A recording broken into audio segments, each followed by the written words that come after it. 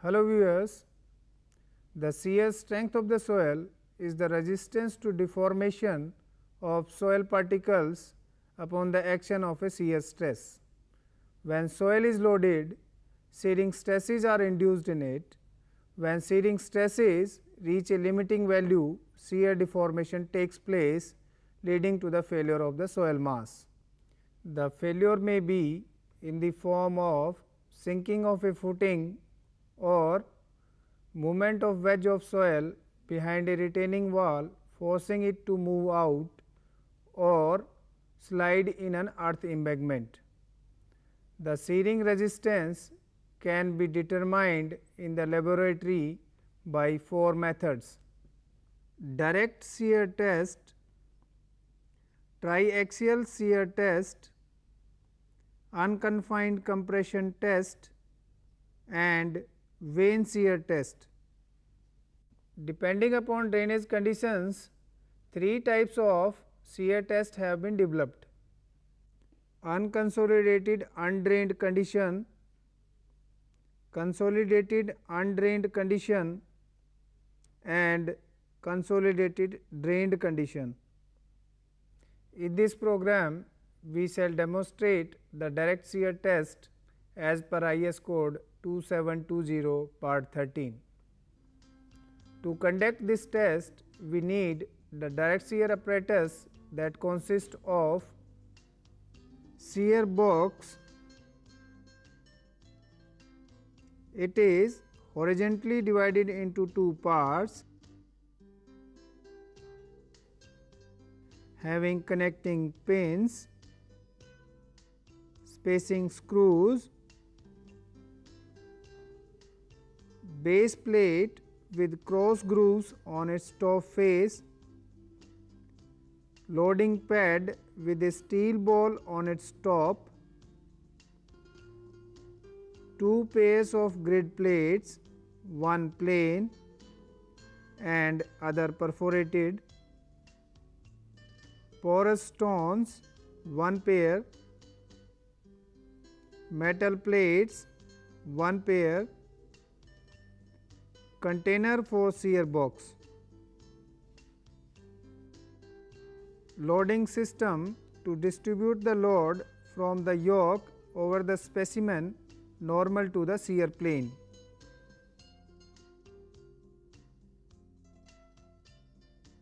Set of weights for normal load.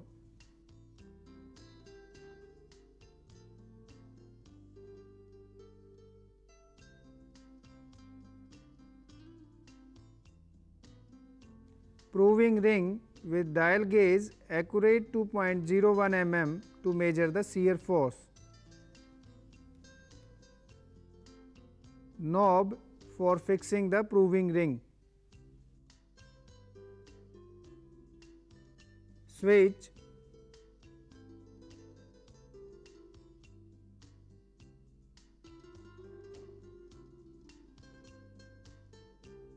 Electric motor.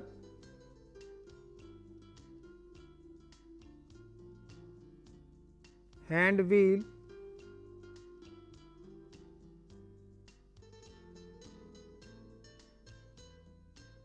rollers,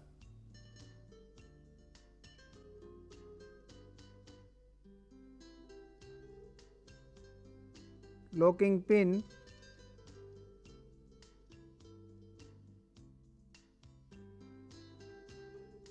clutch and gear for different rate of loading for different soil.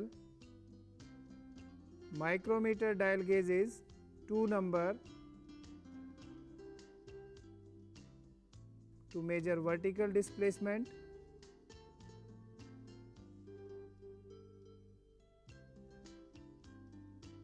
Dial gauge to measure horizontal displacement during shear.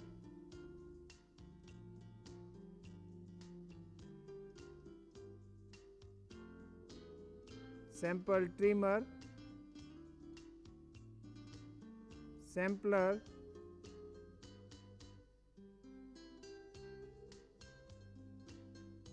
rammer, stopwatch, soil specimen and water content determination apparatus.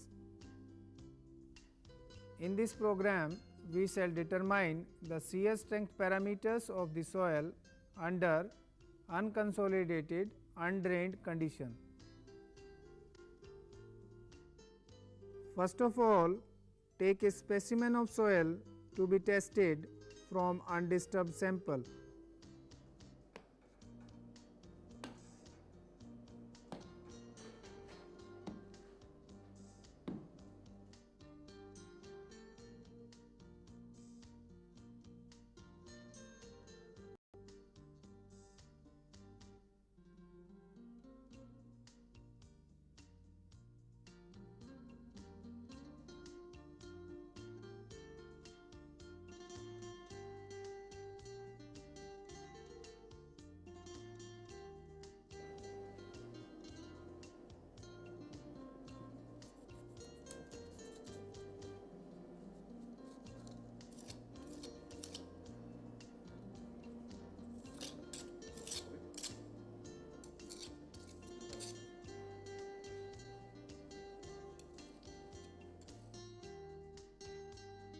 Assemble the two halves of the shear box using connecting pins.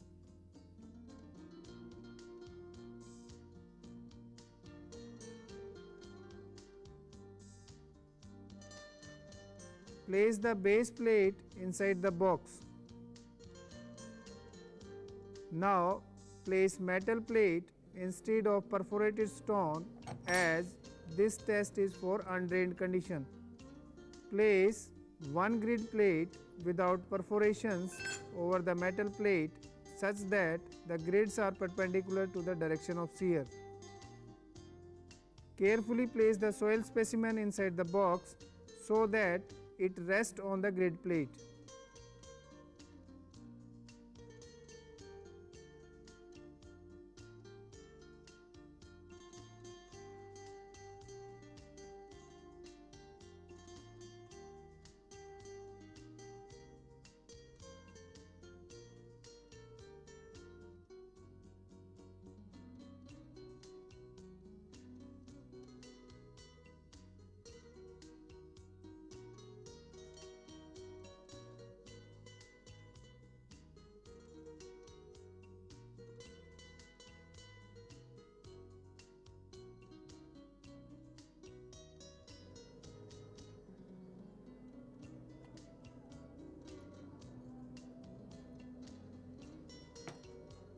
Over the top of the soil sample, now place another grid plate without perforations such that the grids are perpendicular to the direction of shear. Slightly press this grid plate evenly so that the grids are buried into the sample. Now place another metal plate over this grid plate. Place the loading pad on the top of the metal plate. Place the adjusting pins in the box.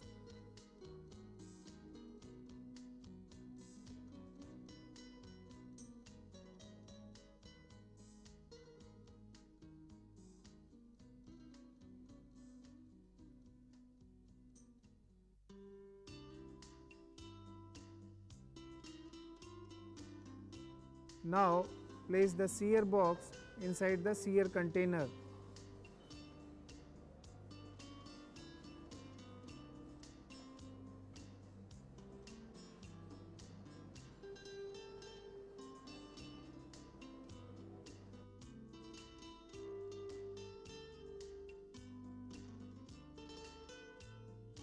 Bring the proving ring assembly in contact with U-arm provided with top half of the shear box.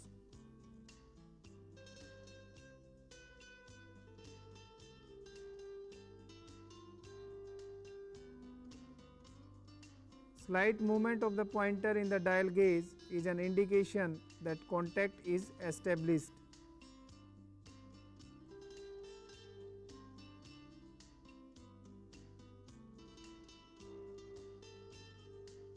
Place the dial gauge for measurement of horizontal displacement.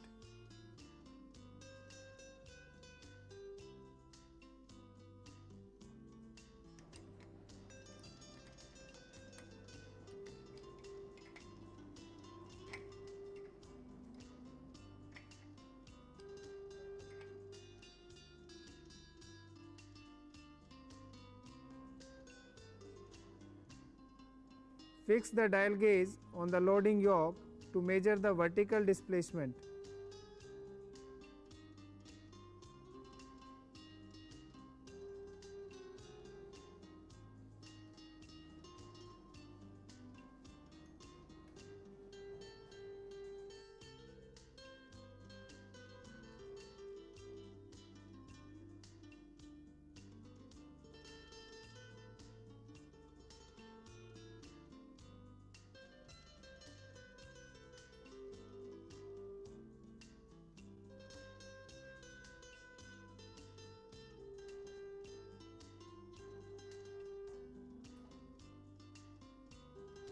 Set all dial gauges to 0.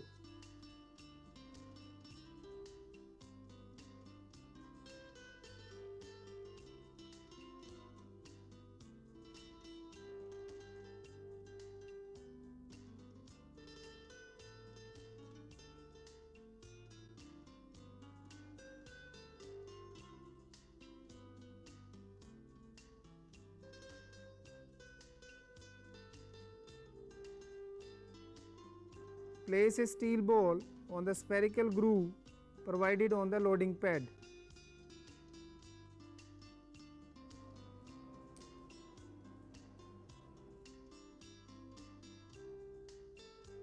Seat the loading yoke on this ball.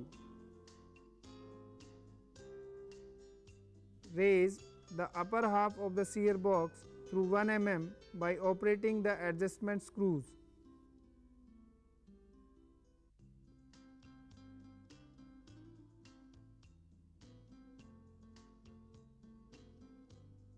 Remove the pins connecting the upper and lower halves of the shear box. Now apply the required normal load on the hanger of the loading lever. For the present case, it is 0.5 kg per centimeter square.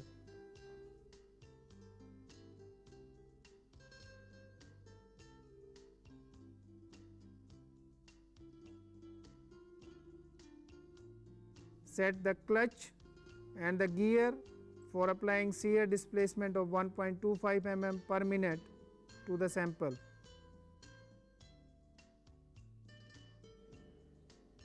Switch on the machine and the stopwatch simultaneously.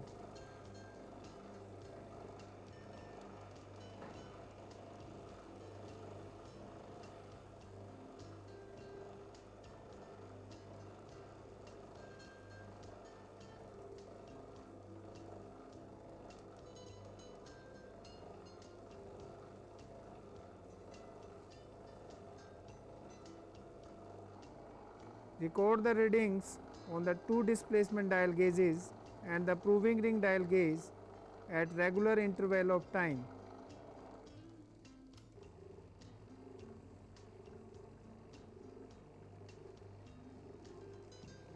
Continue applying the shear force till the specimen fails, which is indicated by a kickback of the pointer in the proving ring dial gauge. If such a failure does not occur, continue shearing till the specimen undergoes a shearing displacement of 12 mm. Here you see the sheared soil specimen which was under test. Conduct at least 3 tests on separate specimen having the same density and moisture content but applying different normal loads. Here you see a standard proforma for direct shear test for recording the values of various parameters during conduct of test. Record all the observations in the proforma.